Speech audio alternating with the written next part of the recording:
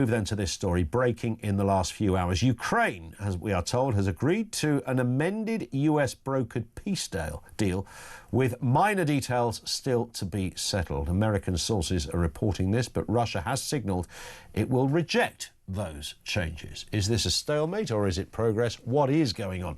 Let's speak with Bill Browder, Putin's #1 foreign enemy, as he's often called, head of the global Magnitsky Justice Campaign. Bill, always good to have you on. I mean, this has been interesting in the last few days. Were the Americans really reading out a script that was written by the Kremlin? Were they doing their own thing? We're told now there's been some amendments. Zelensky is possibly on board. Now Putin's maybe not. What is your overarching view of what has happened in the last 48 hours? And good afternoon, by the way. Good afternoon to you. This supposed peace proposal, this 28-point peace proposal that was leaked last week, was written in Russia. It was written in Russian and then translated into English, handed over to some Kremlin sympathizing members of the Trump administration, specifically his special envoy, Steve Witkoff. I don't think Trump ever read the document. He then, in a sort of casual gesture, says Ukraine has got until Thursday to accept it, Thursday this week, Thanksgiving Day in America. And then, of course, the Ukrainians the document was completely unreasonable. There's no way that the Ukrainians could ever do anything with it. But they, at the same time, they don't want to offend Trump, who hadn't even read the document. So instead of saying we reject it, which they effectively did, they got a more sympathetic member of the Trump administration, the Secretary of State Marco Rubio, to come and agree to a bunch of changes to the document, which basically eliminates all the main Russian points. They say they agree to it, except for a few things that they can't agree to. Trump then can save face, and nothing will ever happen here, because on one side, the Ukrainians are not going to agree to the Russian 28-point document. On the other side, the Ukrainians wouldn't agree to the Russian document, and the Russians won't agree to the Ukrainian document. Sure. So here we are back where we started then, aren't we? Really? We can write as many documents as we like, but if either side is going to find points of disagreement, then there's no agreement. Well, but the most important thing, which everybody has missed, is that why did this all happen?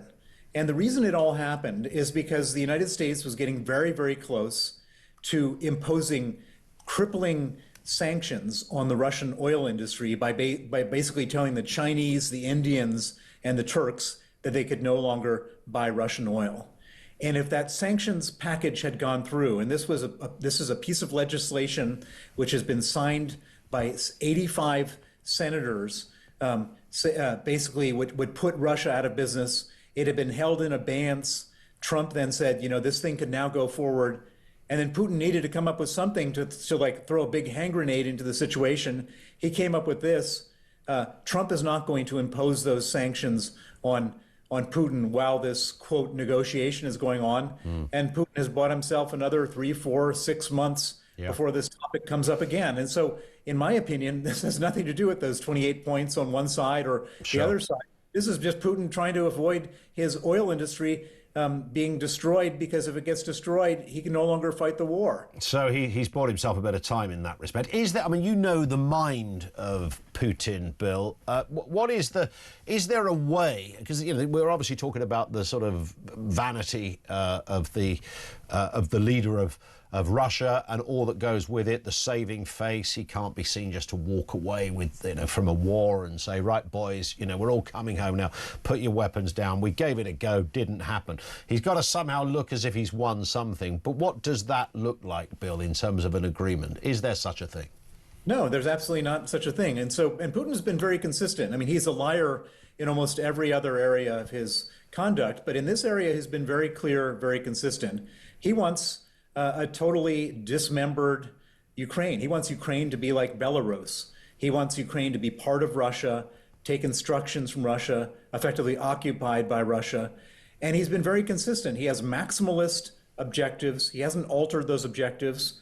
Even this 28-point plan he never said that this was his plan. This was just some sort of psychological operation that they launched to mess up sanctions. He wants total victory. That's all he wants. And the reason he wants total victory is because anything less than total victory, he looks weak. If he looks weak, his people are going to say, well, why did we do this in the first place? Why did we lose 1 million young men?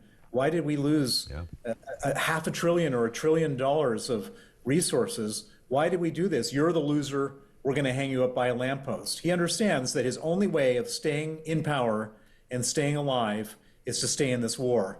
And he has never had any intention at any point in altering that position. And it's been very frustrating to President Trump, who promised on the campaign trail that he was going to solve this war in 24 hours.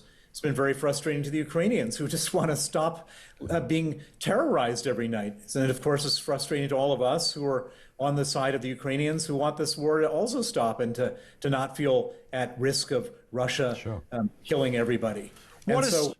I was sorry to interject, Bill, but what's likely to happen next? Because, of course, a lot rests on this for President Trump. I mean, he, famously said, of course, had he been in power when it wouldn't have happened.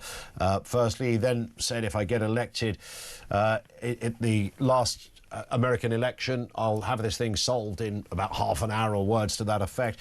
And of course, that hasn't happened. He's gone from tearing Zelensky's head off in the Oval Office, of course, famously, to becoming his best mate and saying Putin's let me down. Now he's kind of team Putin, and Zelensky might have let me down. I mean, it's all over the place, this, at the Oval Office. But is there a way? Because I can see Trump getting angry now. Well, I mean, so who does he get angry at? He gets angry at the Ukrainians for not surrendering. That's not going to help him. It's not going to end the war.